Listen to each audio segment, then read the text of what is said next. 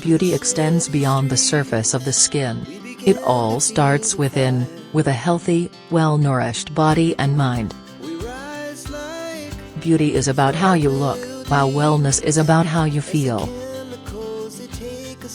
There's a lot of overlap between beauty and wellness. Feeling good can help you look beautiful, and feeling good can improve your overall health.